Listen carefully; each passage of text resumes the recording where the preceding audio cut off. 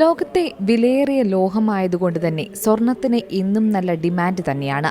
ഇന്ന് റെക്കോർഡ് കുതിപ്പാണ് സ്വർണ്ണവിലയിൽ കാണുന്നത്. അതായത് റെക്കോർഡുകളെല്ലാം പിന്തള്ളി സ്വർണ്ണവില കുതിക്കുകയാണ്. ലോകമെമ്പാടും സമ്പത്തിന്റെ അടിസ്ഥാനമായി സ്വർണം കണക്കാക്കാറുമുണ്ട്.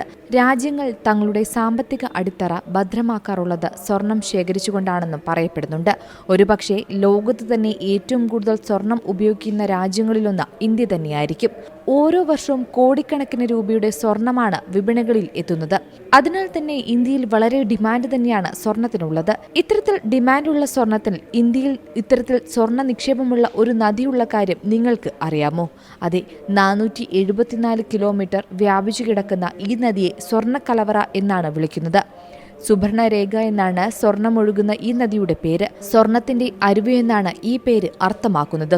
ജാർഖണ്ഡ്, പശ്ചിമ ബംഗാൾ, ഒഡീഷ എന്നിവയിലൂടെ ഒഴുകുന്ന നദി ഹുൻഡ്രു വെള്ളച്ചാട്ടത്തിന്റെ രൂപത്തിൽ സമതലങ്ങളിലൂടെ ഒഴുകി ഒടുവിൽ ബംഗാൾ ഉൾക്കടലിൽ ലയിക്കുകയാണ്.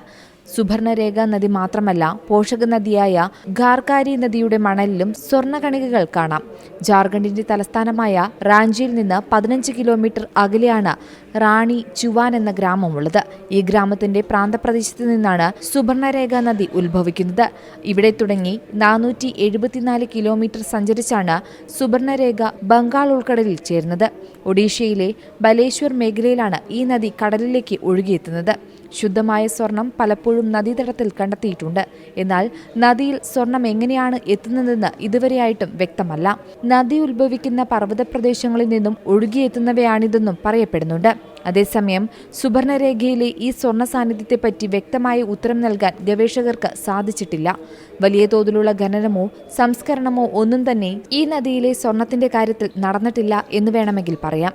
ഈ മേഖലയിലെ ഗോത്രവർഗ്ഗക്കാരാണ് ചെറിയ അളവിൽ ഈ മേഖലയിൽ നിന്ന് സംസ്കരണം നടത്തി സ്വർണം വേർതിരിച്ച് എടുക്കുന്നത്. National desk, C Malayalam news.